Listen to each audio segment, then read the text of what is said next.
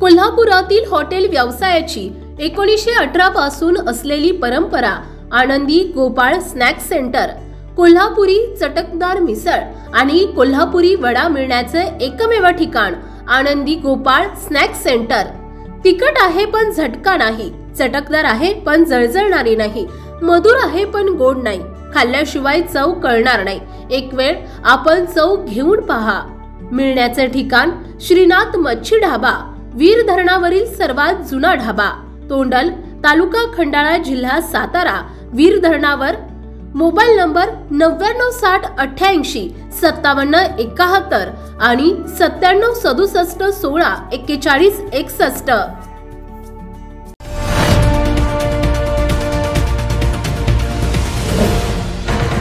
सावधान हिंदुस्तान न्यूज, ज्वलंत विचार, ज्वलंत आचार। आचार्य स्वामी श्री गोविंद देवगिरीजी यांचे अमृत महोत्सवानिमित्त गीता भक्ती अमृत महोत्सव आयोजित करण्यात आला आहे। या आयोजित नारी शक्ती कृतज्ञता सोहळ्याचे आयोजन करण्यात आले। या सोहळ्यास आर्ट ऑफ लिव्हिंगचे प्रमुख श्री रविशंकरजी अमृत महोत्सवात आचार्य स्वामी श्री गोविंद देवगिरीजी यांना सदिच्छा देण्यासह उपस्थित मान्यवरांना मार्गदर्शन करण्यात आले। यावेळी त्यांनी श्री संत ज्ञानेश्वर महाराज संजीवन समाधी मंदिरात भेट देऊन श्रींचे दर्शन घेतले। यावेळी श्री संत ज्ञानेश्वर महाराज संस्थान कमिटीचे प्रमुख विश्वस्त ॲडव्होकेट राजेंद्र उमाप, विश्वस्त योगी निरंजन नाथजी, विश्वस्त डॉक्टर भावार्थ देखणे यांच्या हस्ते श्री रविशंकरजी यांचा सन्मान करण्यात आला। यावेळी देवस्थानचे पदाधिकारी यांच्या समवेत त्यांनी संवाद साधला। यावेळी देहू देवस्थानचे विश्वस्त माणिक महाराज मोरे, प्रमुख विश्वस्त पुरुषोत्तम महाराज मोरे आदी उपस्थित होते। तत्पूर्वी गीता भक्ती अमृत महोत्सव सभागृहात श्री रविशंकरजी यांचा सन्मान करण्यात आला। श्री रविशंकर यांनी येथे मार्गदर्शन केले। माऊली मंदिरात हे विश्वाची माझे घर श्री संत ज्ञानेश्वर महाराज आणि श्री संत तुकाराम महाराज यांचे त्यांच्या तत्वावर तेथे काम करण्यास, कार्य करण्यास तयार असल्याचे त्यांनी सांगितले। तसेच यावेळी देशभरातील गुणवंत नावलौकिक प्राप्त महिला यांनी जी देशात विविध ठिकाणी आपल्या कुटुंबियांवेळ प्रसंगी विचार न करता अगदी कोरोना काळातही मोठे समाजकार्य, आध्यात्मिक कार्य, गीता प्रचार प्रसाराचे कार्य केले, अशा 75 महिलांचा व्यासपीठावर उपस्थित मान्यवरांच्या हस्ते कृतज्ञता सन्मान सोहळा उत्साहात मंगलमय वातावरणात करण्यात आला। गीता भक्ती अमृत महोत्सवात नारी सन्मान सोहळा उत्साहात आळंदी येथे परमपूज्य स्वामी गोविंददेव गिरी महाराज यांच्या 75व्या वाढदिवसानिमित्त गीता भक्ती अमृत महोत्सवाचे आयोजन करण्यात आले आहे। 4 ते 11 फेब्रुवारी पर्यंत आयोजन करण्यात आले आहे। या निमित्ताने गीता परिवार यांच्या वतीने आळंदी येथे पत्रकार परिषद आयोजित केली होती। यावेळी संजय मालपाणी म्हणाले, या ठिकाणी परमपूज्य स्वामी गोविंदगिरी महाराज यांचा 75वा जन्मोत्सव गीता भक्ती महोत्सव या नावाने सुरू आहे। अत्यंत प्रगल्भतेने जीवनावर कार्य करणाऱ्या 75 सेवार्थींचा सन्मान, 75 वैदिकांचा सन्मान, 75 संतांचा सन्मान, 75 देशभक्तांचा सन्मान असे वेगवेगळे सन्मान आळंदीतील कार्यक्रमात होत आहेत। यातील आज बुधवारी श्री शक्तीचा दिवस साजरा केला जात आहे। महिला आपल्याकडे अशा आहेत ज्या कायमच पडद्यामागे राहतात आणि काम करत असतात। गीता परिवार ही एक अशी संस्था आहे ज्यामध्ये 95% महिला काम करतात।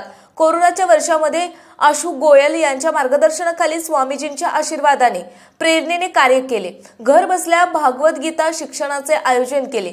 भागवत गीता कशासाठी शिकायची तर अर्जुनाला तणाव होता, तसं आपलंही होते। नैराश्याचे भयाने आपण ग्रस्त होतो। भागवत गीता या सर्वातून बाहेर काढते। स्वामीजींच्या द्वारे स्थापन झालेल्या गीता परिवाराच्या माध्यमातून हे 38 वर्ष कार्य सुरूच आहे।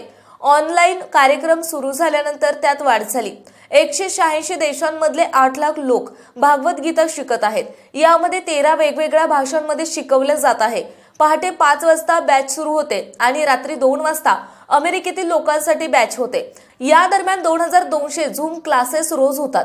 त्या माध्यमातून गीतेचा प्रचार आणि प्रसार सुरू झाले। यामध्ये 8 लाख कार्यकर्ते आहेत, त्यात बहुतांश महिला कार्यकर्ते आहेत। आज मुख्यत्वे महिलांचा सन्मान केला जात आहे।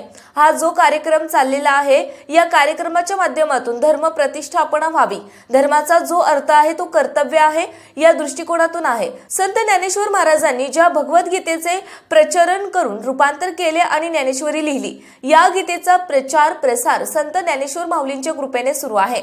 या पवित्र भूमीमध्ये इंद्रायणीच्या तीरावर माऊलींच्या समाधीजवळ त्यांना बोलवावं, त्यांचा सन्मान व्हावा या दृष्टिकोनातून गीता महोत्सवाचे आयोजन आहे। अनेक देशातील लोक हा आळंदीतील गीता महोत्सव पाहत आहेत।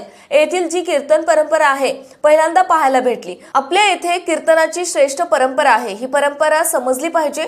वारकरी शिक्षण संस्थेतील लहान मोठे येथे कीर्तन करतात, येथे हरिपाठ होत आहेत, कीर्तनाचा आनंद ते घेत आहेत। मराठी भाषा समजली नाही तरी टाळ मृदुंगाच्या नादात रममाण होत आहेत।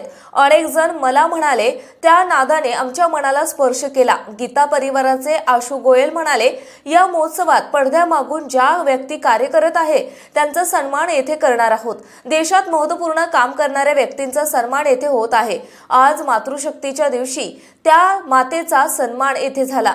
अशा 13 प्रगल्भतेने काम करणाऱ्या माता शक्तींना येथे आमंत्रित केले आहे। ज्या मातृशक्तीचा सन्मान होणार आहे त्याबाबत त्यांनी यावेळी माहिती दिली। गिरीधारी काळे म्हणाले, वेदशास्त्र संवाद हा असा विषय आहे जो गीता महोत्सवात महत्त्वाचा घेतला आहे। स्वामीजींच्या निर्देशनानुसार 3 गोष्टींचे वेदांचे कार्य करताना त्यांना साध्य करायच्या होत्या। त्यात पहिले होते शब्दाचे रक्षण। वेद मुखोद्गत राहिले नसल्याने त्याचे रक्षण होत नव्हते, त्याकरिता पाठशाळा काढल्या गेल्या। आतापर्यंत 2-2.5 हजार विद्वान समाजाला समर्पित केले। दुसरे अर्थ रक्षण म्हणजे त्याचे अर्थ कळायला हवे। तिसरा आहे तो सिद्धांत, वैदिक पद्धतीने जीवन जगायचे कसे।